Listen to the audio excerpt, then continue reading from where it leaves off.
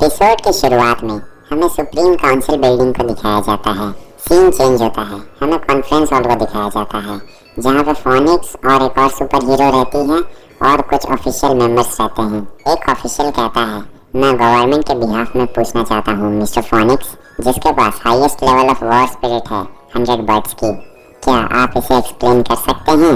आखिर ऐसा क्या रीजन था कि आपने रॉज की मदद की, उस धोखेबाज के बेटे की? आपने उसे उस विलेज से भगाया और फिर उसे लॉकी कॉलेज में डाल दिया। इस लड़की को दिखाया जाता है जो कि 5 हीरोज में से एक है।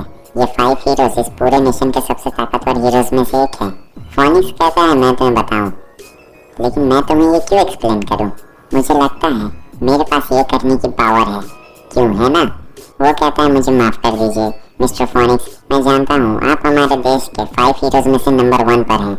ये जो बंदा है ये स्टेट काउंसिलर ली का राइट हैंड है और ये काफी गुस्से में होता है। ये बंदा कहता है तुम भी असैसिनेशन ऑर्गेनाइजेशन के एक मेंबर हो और असैसिनेशन ऑर्गेनाइजेशन भी अंडर स्टेट कंट्रोल में आता है, और इसका मतलब ये है कि जब तक तुम असैसिनेशन ऑर्गेनाइजेशन के मेंबर रहोगे तब तक तुम रूल्स एंड रेगुलेशन के अंदर ही रहोगे। तुम जो भी एक्शन लोगे तुम्हें उसकी रिपोर्ट करनी होगी, समझे? और यही तुम्हारा काम है।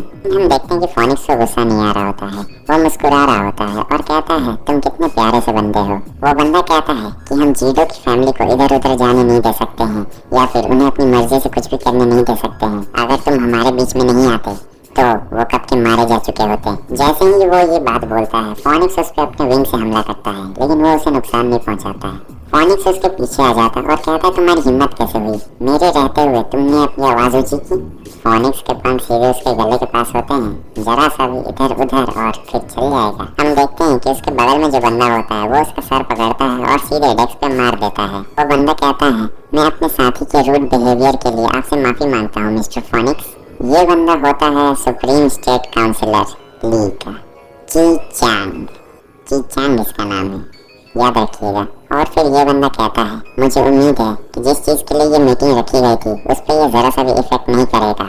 और फिर हमें उनका प्लान पता चलता है, इन्फिल्ट्रेशन प्रोजेक्ट। लेकिन फोनिक्स उससे कहता नहीं, मैं मना करता हूँ, मुझे इसमें ज़रा से भी दिलचस्पी नहीं है।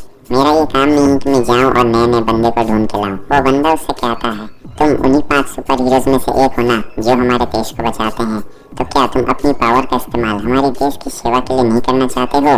ये तो काफी बुरी बात है। फिर वो दूसरी सुपर हीरो कहती है जैसा कि तुम जानते हो जीडो के इंसिडेंट के बाद असैसिनेशन ऑर्गेनाइजेशन लगभग बिखर चुकी थी, इसलिए हमने डिसाइड किया कि हम 5 हीरोज को बनाएंगे जिसे द गार्ड्स भी कहा जाता है। लेकिन तुम मुझे गलत मत समझना, हम लोग तुम्हारे असैसिनेशन ऑर्गेनाइजेशन के कोई सब्स्टिट्यूट नहीं है जैसा कि तुम सोच रहे हो। देश को बचाना एक अलग बात है, वो हमारी रिस्पॉन्सिबिलिटी है, असैसिनेशन नहीं। वो बंदा जोर जोर से हंसने लगता है और कहता है ठीक है, हमारा यहाँ का काम पूरा हो गया। फोनिक्स कहता है हाँ यही बात तो मैं कह रहा था, और वो वहाँ से जाने लगता है और वो कहता है कि चलो यहाँ से चलते हैं बर्ड।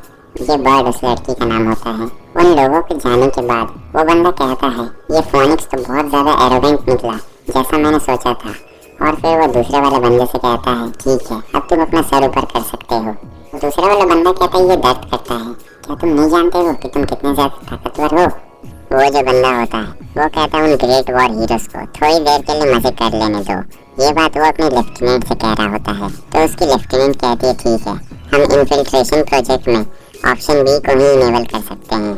ठीक है, मुझे उम्मीद है फोनिक्स तुम्हें इसका अफसोस नहीं होगा। सीन चेंज होता है, हमें फोनिक्स को दिखाया जाता है जो कि ताज़ी ताज़ी हवा खा रहा होता है। तभी वहाँ पर वो दूसरी सुपर हीरो भी आ जाती है और कहती है कि डिस्टर्ब करने के लिए माफ़ करना। फोनिक्स उससे कहता है कि सुंदर चिड़िया मुझे ज़रा से भी डिस्टर्ब नहीं करती है। वो सुपर हीरो कहती है कि गवर्नमेंट का एटीट्यूड बद से बदतर होते जा रहा है। फोनिक्स कहता है जितने ज़्यादा वो ताकतवर होते जा रहे हैं उतने ज़्यादा लालची भी। और फिर इसके अलावा ये स्टेट काउंसिल चीचन चलाता है, हम नहीं जानते कि उसके पास कितना सपोर्ट है और वो बहुत ज़्यादा लालची है, उसके सपने बहुत ज़्यादा लालची हैं, हम उसके बारे में भी कुछ भी नहीं जानते हैं। ये आसान नहीं होगा। तभी वो आसमान की तरफ देखता है और कहता है ओह तुम वापस आ गए, मैं तुम्हारा बहुत समय से इंतज़ार कर रहा था। ये वही चिड़िया होती है जो रॉज के साथ गई थी। सीन चेंज होता है, हमें रॉज को दिखाया जाता है। वो कहता है ये कौन सी जगह है, आखिर हम इस जगह पे क्यों आए हैं? मुझे अपनी चिड़िया को भी ढूंढना है। मून कहता है हमें दूसरों के साथ यहाँ पर रीयूनाइट होना है। तब वो वहाँ पहुँचते हैं। तब हम देखते हैं कि वो वही ब्लू हेयर वाला बंदा वहाँ पर होता है और कहता है कि तुम लोग लेट हो। वो छोटी बच्ची कहती है हेलो, मेरा नाम है शायू, प्लीज मेरा ख्याल रखिएगा। रोज उससे कहता है हाँ तुम कौन हो? जाय वैंग, वो ब्लू हेयर वाला बंदा होता है। वो सोचता है क्या ये वही बच्चा है, और फिर वो कहता है हे तुम्हारी वॉर स्पिरिट। तभी मून बियोंग बीच में दखल देता है और कहता है मुझे बीच में दखल अंदाजी के लिए माफ करना, लेकिन मेरे पास ज्यादा समय नहीं है और मेरे पास बहुत सारा काम भी है। और हाँ, बात करना बंद करो और अपना ये बकवास सा मुंह भी बंद रखो। मेरे साथ कोऑपरेट करने के लिए तुम लोग का बहुत बहुत शुक्रिया। अब मैं अपने आप को इंट्रोड्यूस करता हूँ। मेरा नाम मून बियोंग है और डिप्टी डीन ने मुझ पर भरोसा करके तुम लोगों का टीचर बनाया है 3 साल के लिए। और तुम दोनों का टीचर होने के नाते मैं तुम दोनों से बस एक ही चीज चाहता हूँ, वो है डिसिप्लिन। तुम लोग बस मेरे ऑर्डर्स मानते रहना। अगर नहीं माना तो तुम्हारा इंस्ट्रक्टर होने के नाते मेरे पास ये हक है कि मैं तुम्हें लॉगी कॉलेज से बाहर निकाल दूंगा लात मार के। रोज कहता तुमने मुझे पहले मारने की कोशिश की थी, आखिर मैं तुम पे भरोसा कैसे कर सकता हूँ? मून बियोंग आता है और उसके सर पे हाथ रख के कहता है अरे अरे मेरा वो इंटेंशन नहीं था, मैं तो बस मैं टेस्ट कर रहा था, गुस्सा होने की कोई बात नहीं है बच्चे। जाय वैंग कहता है क्या रीजन है, क्या यहाँ पे कोई लर्निंग मेथड नहीं है लॉगी कॉलेज में, क्या हमें खुद से सब चीज सीखना होगा? मून कहता है कोई रीजन नहीं है, मैं बस तुम्हें ऐसे ही कह रहा हूँ। सीन चेंज होता है, इधर हमें फोनिक्स को दिखाया जाता है। वो कहता है अच्छा मैं समझ रहा हूँ। वो दूसरी सुपर हीरो कहती है क्या हुआ? फोनिक्स कहता है नहीं कुछ भी नहीं, कुछ छोटे मोटे एक्सीडेंट्स तो होते रहते हैं, लेकिन देखने से ऐसा लगता है कि रोज ने सभी मुश्किलों को पार करके लॉगी कॉलेज में दाखिला ले ही लिया। वो दूसरी सुपर हीरो कहती है क्या तुमने यही एक्सपेक्ट किया था? और वो अपने मन में सोच रही होती है कि फोनिक्स अभी भी जीटो के हुए इंसिडेंट के बारे में क्लूज ढूंढ रहा है। फोनिक्स कहता है फिर भी अभी भी रोज के रास्ते में बहुत सारी बाधाएं पड़ी हुई है, चलो हमें लॉगी कॉलेज चलना है। चेंज होता है, हमें रोज को दिखाया जाता है और वो कह रहा होता है क्या तुम सीरियस हो, हमारी कोई क्लास नहीं होगी? और ओपनिंग सेरेमनी का क्या? मून बियोंग हंसने लगता है और कहता है ओपनिंग सेरेमनी? रोज तुम बहुत ज्यादा सिली और क्यूट हो, लॉगी कॉलेज ये सब बोरिंग से स्टफ नहीं करते हैं, और यहाँ के जो सो कॉल्ड टीचर्स हैं वो लोग एक्चुअली में पढ़ाते नहीं हैं। तुम्हें खुद से अपने नॉलेज से सीखना होगा। जब तुम मिशन पे जाओगे तुम्हें उन्हीं सब चीज़ों से सीखना पड़ेगा। ये ज़्यादा कुछ नहीं, बस एक पागल खाना है जिसे कॉलेज का नाम दे दिया गया है। रोज कहता है तो ऐसा है लॉगी कॉलेज, मुझे तो इसके बारे में ज़रा सा भी आइडिया नहीं था। वो कहता है हाँ ये बिल्कुल अलग है। उसके बाद मून बियोंग हमें बताता है कि लॉगी कॉलेज 3 हिस्सों में डिवाइडेड है, यानी 3 एरियाज है इसके, और जिस एरिया में अभी वो लोग हैं इसे सेफ्टी एरिया कहा जाता है, और 2 एरिया और है प्राइमरी, इंटरमीडिएट और एक और है वार हीरो जोन। अभी ये लोग जिस जोन में है इस जोन में कोई मारा पीटी नहीं, कोई छीना झपटी नहीं, किसी को कोई धक्का मुक्की नहीं, कोई किसी को नहीं मारेगा, क्योंकि यहाँ पे डिप्टी डीन और सारे चीफ टीचर्स रहते हैं। और जो सेफ जोन के बाहर है ऐसा कहा जाता है कि वहाँ जिंदगी और मौत के बीच में लड़ाई चल रही होती है। सभी रीजन्स के अपने अलग अलग रूल होते हैं। जो प्राइमरी और इंटरमीडिएट जोन है ये लोग ज़्यादा एग्रेसिव नहीं है, क्योंकि इनके बीच में दीवार है अंबुजा सीमेंट की। शायू कहती है तो कौन से जोन में मेरे यंग मास्टर रहेंगे? जाय वैंग कहता है शायू तुम पहले जाओ और जाके रूम साफ करो। मून बियोंग कहता है तुम सभी लोग रहोगे वार हीरो जोन में, और यही तुम्हारी पहली मिशन की जगह भी है। देखो मैं इसे सिर्फ एक बारी कहूँगा, इसलिए तुम दोनों ध्यान से सुनना।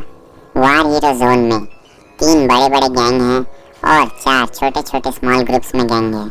उन 4 छोटे छोटे ग्रुप्स में से एक है 3A जो कि सबसे कमज़ोर गैंग है। रोज कहता है 3A क्या आप चाहते हैं कि हम उन्हें इन्वेस्टिगेट करें? क्या यही हमारा मिशन होगा? मून कहता है नहीं नहीं नहीं, मैं चाहता हूँ तुम उन लोगों को ख़त्म कर दो इन आने वाले 2 हफ्तों में। रोज कहता है क्या, आखिर ये कैसे पॉसिबल है? नेक्स्ट सीन में हम देखते हैं वो और शायू कहीं जा रहे होते हैं और रोज कहता है क्या सिर्फ 2 हफ्तों में? आखिर हम उन कुछ वॉर हीरोज को 2 हफ्तों में कैसे ख़त्म करेंगे? मैं तो खुद एक वॉर हीरो नहीं हूँ। और वो अपने मन में सोचता है उसके अलावा उन्होंने ये छोटी बच्ची मेरे साथ छोड़ दी है, आखिर वो लोग अकेले में क्या बात कर रहे होंगे? छोटी बच्ची कहती है चिंता मत करो बड़े भाई, अगर यंग मास्टर यहाँ पे होते तब मैं तुमसे ज़्यादा कुछ सवाल जवाब नहीं पूछती, चलो हमें उधर चलना है। रोज कहता है वो पर्सन क्या वो ताकतवर है? वो कहती है हाँ वो बहुत ज़्यादा ताकतवर है, बहुत ज़्यादा ताकतवर, मेरे मास्टर बेस्ट हैं। रोज कहता है तब मुझे और ज़्यादा मेहनत करनी होगी। वो छोटी बच्ची उससे कहती है कि मास्टर भी ताकतवर बनना चाहते हैं, क्यों ना आप दोनों एक साथ ताकतवर बने। वो लोग अपने अपार्टमेंट को ढूंढ रहे होते हैं जो कि उन्हें मिल नहीं रहा होता है, इसलिए वो इस मैप को देख के पता लगा रहे हैं। वो लोग रास्ते से जा रहे थे, तभी वहाँ कोने की सड़क में से उन्हें कुछ आवाजें आने लगती है।